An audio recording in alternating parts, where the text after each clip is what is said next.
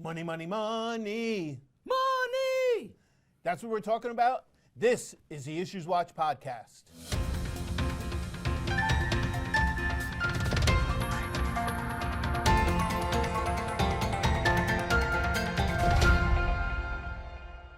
Hello, and welcome to the IssuesWatch podcast. I'm Brad Muniz, your host for the bi-weekly accounting and auditing episodes. I'm an insurance partner at Clifton Larson Allen. And back with me today is Frank Boudelet, an emeritus partner at Witham and my co-presenter for Society Law and Ethics webinars. Welcome back, Frank. Glad to be here, Brad. I love these sessions. You helped me carry this show, I'm telling you. I don't think so. The people, I'm telling you, really, honestly, the Do they people really? love you. Yes, I hear it all the time. Not about me, about you. Okay. Okay. Good. So this episode qualifies for Nano CPE credit. If you're interested in earning CPE credit for this episode, hit the pause button now and head over to njcpa.org/nano to find out how. Quick disclaimer, the views and statements expressed herein are our own and not necessarily those of NJCPA, CLA, or Witham. Whew, okay. That's a lot. Yeah, that's a lot. So last episode, I talked about going concern, and I also then closed very quickly with concentration in cash, the credit risk that we have to consider. And it kind of put a lot of information in there. So if you want to hear about the prelude to this, the opening, go check out that episode. But now, Frank, you have some great information here about the banking situation and ultimately how it affects the financial statements and the audit. So why are we talking about this? What the heck has happened? Well, as you know, or maybe if you're under a rock, you didn't hear about this, but everybody heard about it. And I'll say this, do not pull your money out of the banks. The FDIC is insuring up to $250,000. So what part of the problem that happened was everybody took their money out of the bank. So SVB, which is a Silicon Valley Bank, the 16th largest bank in the country, they basically catered to startup companies, technology companies in Silicon Valley, obviously. And they were benefiting from the huge growth in technology businesses. Those companies were putting their money with SVB, they were catering to them. So SVB's bank, the assets at the bank, they ballooned from $71 billion in 2019 to over $220 billion in March of 22. It's during COVID. During COVID, right. During COVID, because again, the reason was we all started working from home. So we needed to rely on technology companies to build the infrastructure. So the technology companies were growing. So they had all these assets. They were putting it in SVB Bank. So the deposits that these technology companies, they went from $62 billion up to $198 billion in a very short period of time. So SVB Bank had all these assets. And so what do they got to do with the assets? They have to invest them somehow to make money so that they can keep servicing the businesses. So now before you go to the investments, I found it very interesting because when I came out from the rock and started hearing about this, what everybody was saying was, well, it's these local banks, the community banks. And you said SVB is the 16th largest. Right. So, or 16th largest commercial bank, okay? Right. That's not a small bank. No. Okay? Now, again, we're not trying to put the fear in people. You should evaluate the situation, which we're going to talk about at the end, about what you should be evaluating as a company and as an auditor. But it's not just SVB. We keep saying SVB today, but there are other banks. There's SVB, there's Signature, which is very close. If you're, it's New Jersey Society CPA, Signature is in New York, so it is more of a local bank to us. And then there's Silvergate, that's triple S's. Triple S's, yeah. Yeah, now we're not trying to create a scare that you should pull out of all S banks, but just notice that there were other banks and keep watching because by the time this airs, there might be more, unfortunately. And you have Credit Suisse, too, which has an S in it. S so in it, maybe so it might be all banks with S's. We didn't say that. We didn't say that. Or the Swiss banking system. There we True. go. All right, so what happened with this? All right, we understand they have a lot of assets, cool. So what happened was, so the collapse happened. It happened real quick. A lot to do with the internet because everybody started talking. So what happened was the SVB had all these assets, so they invested in U.S. government bonds.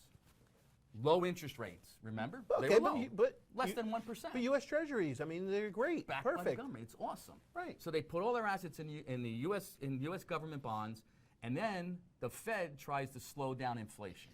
Remember, it's like the perfect storm occurring, which was a great movie, by the way. So all this was happening at the same time. So as interest rates started to go up, those bonds started to decrease in value, because you got to get the return. So now their assets started to decline on the balance sheet. So and then of course these technology companies now, because they're borrowing at higher interest rates, had to start using some of the cash that they had in the bank on deposit to pay off the loans. So now there was a more cost to them. So they had to start pulling the money out of the bank. So they started withdrawing. The SVB had to start now cashing in some of those, the assets that they had. So they're selling off these government bonds for less than they paid for them. So they're creating losses. So that was what the cause for the collapse. And then what happened was all the money coming out, internet started talking about what was happening. Word got around, hey, look out, SVB is having a trouble. And so all the technology companies started pulling their money out of the bank, saying, I want my money, I want my money. And it happened really quick. So the risk-free rate type of investments, okay, the municipal government bonds, right, is where a lot of the banks have been putting their money. Right. And unfortunately, it was longer term than what they needed. If the banks were able to hold this until the end, they would have cashed it out at par, and everything would have been good. But people started going back. It was like it's a Wonderful Life, where they're coming to the bank with their hat and saying, "Put my money into the hat," and that's what created the whole problem. I ran something this morning real quick. If you had a $100,000 government bond that was paying 4%, that would give you a $4,000 return for the year. If the rate Did you do that without a calculator? Without a calculator. Okay. Interest rates go to 5%. So now that government bond is paying 5%. So in order to get a 5% return, the value of that $100,000 bond is now $80,000. Will give you the same 5% return. So now if I had to go sell that bond with a face of 100, I'm only going to get $80,000 for it. So I lost 20,000. This sounds like all like intermediate one. It is intermediate one, yes. And I noticed that you said they had, put aside the fact them cashing out the bonds, that they had losses that they were reflecting on their financials. That's because of the fair value of these bonds. Yes. And that's where this whole thing, they didn't have actual losses until they had to cash them. They don't have actual losses. Now, you might say, well, they just issued their financial statements, right? Because one of the big four audited them and they issued it at the beginning of March. Well, but that's all historical. That's December 31st balance sheet. So within a couple of days, this occurred in March. So a lot of people are saying, well, why did they get a clean opinion? Well, they got a clean opinion because it wasn't an issue back in December. It was probably starting. Right. So what happened with this run on the bank, so of course when SVB starts, when they start putting out the word that they have some troubles, now people start selling the stock in the company. So the Security Exchange Commission halted this trading of the stock.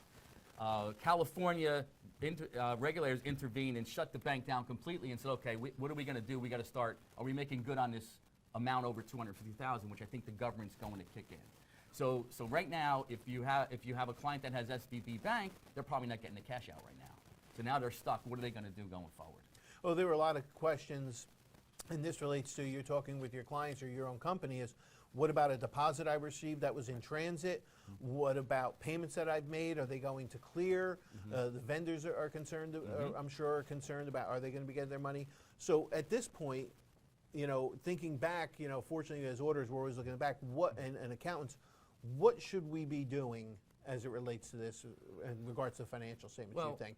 I agree. Well, first of all, you should go back to the prior episode you had on going concern, because you want to look at that. If you have any technology companies that are with SVB, go back and look at that and understand how to handle going concern. So if your client is an SVB bank, you should have a disclosure in the financial statement. So you want to disclose this on any financials you have now. Even though it's December 31st financial, this is current. Because again, your audit opinions, your reviews, your compilations go through the date of the report. So if you're issuing now in April, well, there was issues happening currently, so you need to disclose that. So you should, in the risks and uncertainties, there should be a disclosure about this situation.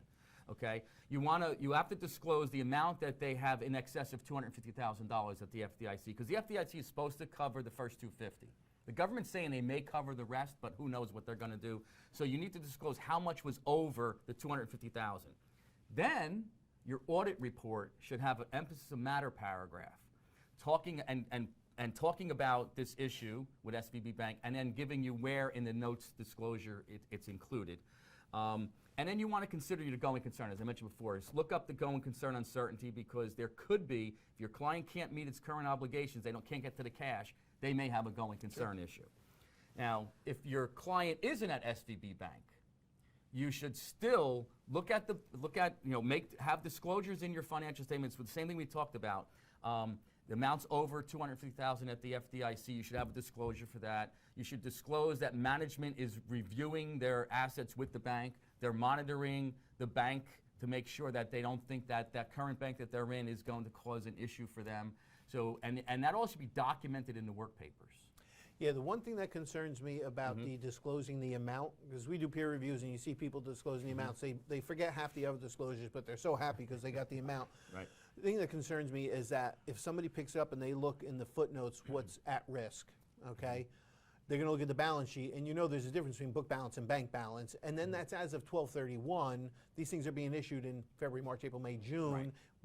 The subsequent amount might matter. What I think that the FASB should consider is maybe you should disclose your average daily balance that's in the bank, because that's management's actions that they use throughout the year. Just a thought. That's a debatable, and we've gone through it. But I would say you should find out what the current amount is the day that you're issuing. I agree. And put down as of today they have X amount of dollars. That I agree with, Sal. Okay, as we wrap up, a few reminders. Frank and I will be presenting a 3-credit A&A update webinar on May 12th with a replay on May 19th.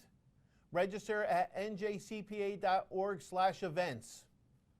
We will also be presenting the New Jersey Law and Ethics Program in person at the NJCPA Convention and Expo in Atlantic City.